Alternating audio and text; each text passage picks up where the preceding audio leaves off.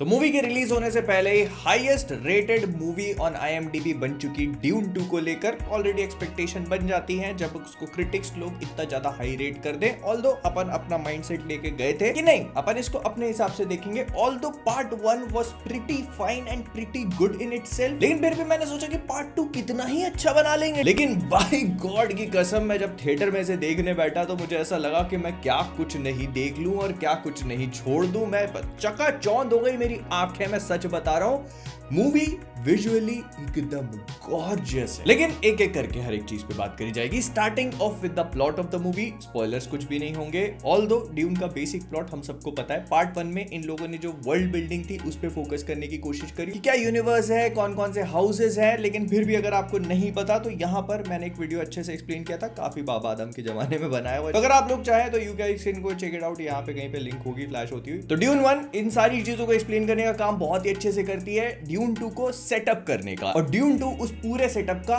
Basically execution है। तो जब एग्जीक्यूशन पे बात आती है तो बहुत सारी पिक्चरें ऐसा होता है कि मात खा जाती है। मतलब पॉल अट्रेइडिस का हाउस इतनी बुरी तरह से मार खा चुका है और अब उसे वहां से फाइट बैक करना है, तो क्या वो कर पाएगा? लेकिन उसके भी ऊपर उसको जो मसीहा बना दिया है, तो क्या वो उस चीज पे भी खरा उतर पाएगा या नहीं? वो सारी की सारी चीजें इस पिक्चर को दिखानी है। लेकिन उसके भी साथ में हमको पिछली मूवी में फ्रेमेन वाला एंगल बिल्कुल भी नहीं दिखाया गया, तो उसे भी एक्सप्लोर करना था। फिर इसके बाद हमको एम्परर वाली चीज नहीं दिखाई गई, तो उसको भी बताना बहुत जरूरी था। और उसके बाद कई सारे नए नए कैरेक्टर्स को इंट्रोड्यूस करना। तो ये बोलकर ही आपको समझ में आ रहा होगा कि movie had so many things more to explore in this world. तो क्या पिक्चर वो काम भी सही से कर पाती है?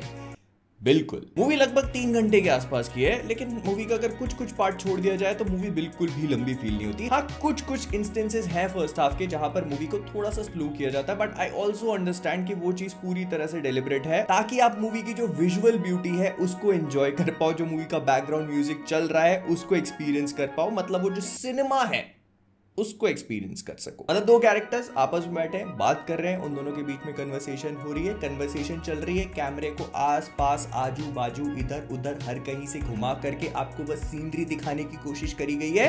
उन दोनों की कन्वर्सेशन पे आप थोड़ा सा फेज आउट होने लगते हो, लेकिन आप आस पास की पूरी सीनरी एंजॉय करते हो along with all the background music. और ये बताता है कि मूवी विजुअली और बैकग्राउंड म्यूजिक के साथ कितनी ज्यादा एपिक लेवल पे बनाई गई है। लेकिन इसके साथ ही साथ आप जो स्टोरी का प्रोग्रेशन है उसको नहीं भूलते कि स्टोरी कहां पे जा रही है। एंड ऐसा बोलने में लग रहा है कि हाँ ठीक है, बना दिया, अच्छा है, लेकिन this I understand is very difficult to create, specially in a sequel, क्योंकि आपने फर्स्ट पार्ट में उस चीज को बहुत एपिक लेवल पे ऑलरेडी प्रेजेंट कर दिया है। मतलब आप सोच के देखो, आप एक मूवी के डायरेक्टर हो जिसने अराकिस, एक डेजर्ट लैंडस्केप वाले प्लैनेट को अपने पार्ट 1 में दिखा दिया है। और डेजर्ट लैंडस्केप में वैसे भी दिखाने के लिए बहुत ज्यादा कुछ होता नहीं है, सिर्फ आप रेत के टीले ही दिखा सकते हो, उससे ज्यादा कुछ नहीं। एक सिटी है, वो भी आपने पार्ट 1 में दिखा दी थी, तो आप पार्ट 2 में उसको और ज्यादा इंटरेस्टिंग वे में, और ज्यादा ब्यूटीफुल वे में, और ज्यादा एपिक वे में कैसे प्रेजेंट कर सकते हो? लेकिन डेनी विल्नव ने ना केवल उस चीज को करके दिखाया है, बल्कि बहुत ही काबिले तारीफ तरीके से। और ना केवल Arrakis, the movie has got so many different colours to it. Speaking of colours, movie की एक ऐसी सीक्वेंस है जहां पर एक पर्टिकुलर प्लैनेट पे फॉर सम रीजन, मैं स्पॉइल नहीं करना चाहूंगा, ब्लैक एंड व्हाइट चीजें होती है। मतलब उसका रीजन बताया गया है। तो उस पूरी ब्लैक एंड व्हाइट सीक्वेंस को दिखाने का तरीका इतना ज्यादा विजुअली गॉर्जियस था कि आप देखते रह जाओगे। मतलब आप सोच के देखो, फायरवर्क्स भी ब्लैक एंड व्हाइट तरीके से फूट रहे हैं, वो कैसे करोगे? That literally blew me away। लेकिन ऐसा नहीं है कि मूवी सिर्फ विजुअल्स पे टिकी रहती है, मूवी का प्लॉट भी बहुत ज्यादा इंटरेस्टिंग है। क्योंकि ड्यून 1 में जो हम सोच के बैठे थे कि कहानी इस तरह से मूव करेगी, ड्यून 2 उस पे एक काफी रिवर्स ऊनो कार्ड है। मैं बहुत ज्यादा नहीं बताऊंगा, but the story surprises you in a way. और इस पूरी चीज का जो एसेंस है वो सेकंड हाफ में निकल के आता है। तो इसी वजह से जो पूरी वॉर सीक्वेंस और ये सारी चीजें हैं वो देखने में मजा भी आता है, जिस तरह से सारी की सारी चीजें अनफोल्ड होती है, डेवलप होती है, तो मजा बनता है मूवी का। फिर इसके बाद एक्टर्स के परफॉर्मेंसेस पे बात करते हैं, जो सबने बहुत ही ब्रिलियंट तरीके का काम किया है। स्टार्टिंग ऑफ विद तिमोथी शालामे,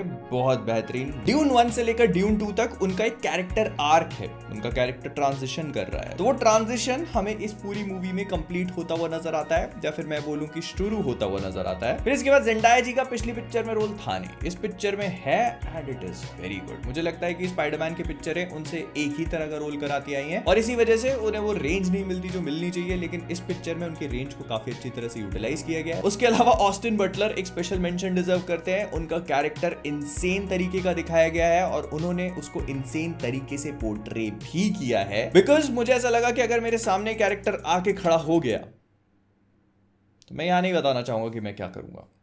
मैं कुछ नहीं करूंगा, जो करना है वही करेगा। फिर इसके बाद अगर आप ड्यून 2 देखने जा रहे हो तो आपको क्या क्या चीजें पता होनी चाहिए। सबसे पहले तो मूवी अपनी वर्ल्ड बिल्डिंग पे अभी भी फोकस करती है, because there are still so many things जो इस यूनिवर्स के बारे में हमें अभी भी नहीं पता, और ये वो मूवी बताने का काम करती है, मतलब वो जो गैप्स है उनको फिल करने का काम, लेकिन उतनी नहीं जितनी ड्यून 1 में। फिर इसके बाद इसमें वो प्रोफेसी और भविष्यवाणी वाले एंगल पे काफी ज्यादा बात करी गई है, तो अगर आपके लिए वो चीज नहीं है तो आपके लिए पिक्चर भी नहीं। और हाँ, अगर आप पिक्चर में धूम धड़ाका भयानक एक्शन एक्सपेक्ट करके जा रहे हो तो वो है, लेकिन सेकंड हाफ के भी आखिरी पार्ट तक नहीं। मतलब मूवी बिल्ड करती है क्लाइमैक्स तक और फिर आखिरी में क्लाइमैक्स देखने को मिलता है। तो अगर आप ये सोच के जा रहे हो कि भाई पिक्चर में बहुत सारा एक्शन देखने को मिलेगा, तो नहीं, वैसा नहीं है।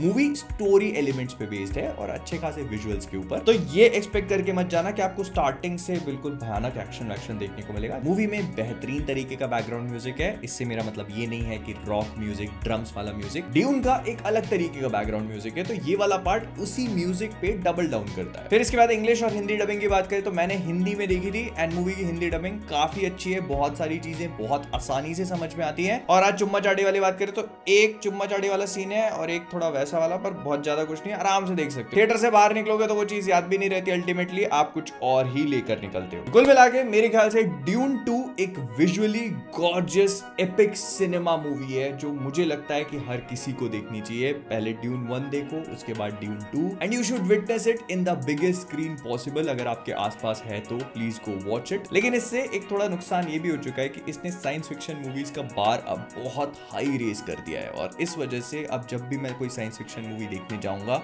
तो I want these visuals, that storytelling, और अगर मुझे जब तक वो नहीं मिला I will not be satisfied। मेरी आदत ही खराब कर दी डैनी जी आपने। खैर, लेकिन ये जो कुछ भी मैंने कहा ये मेरा ओपिनियन था। अब मैं आपसे जानना चाहता हूँ what you guys think about it। तो जाने से पहले कॉमिक वर्स से मैं हूँ मोहित। मेरे डूम वाले वीडियो की लिंक यहाँ कहीं पे फ्लैश हो रही होगी, अगर आप लोगों ने वो नहीं देखा तो please go check it out. और अगर इस वीडियो को लाइक नहीं किया तो तुम्हारे सपने में ज़ेंडाया तो नहीं, लेकिन ऑस्टिन बटलर जरूर आएगा।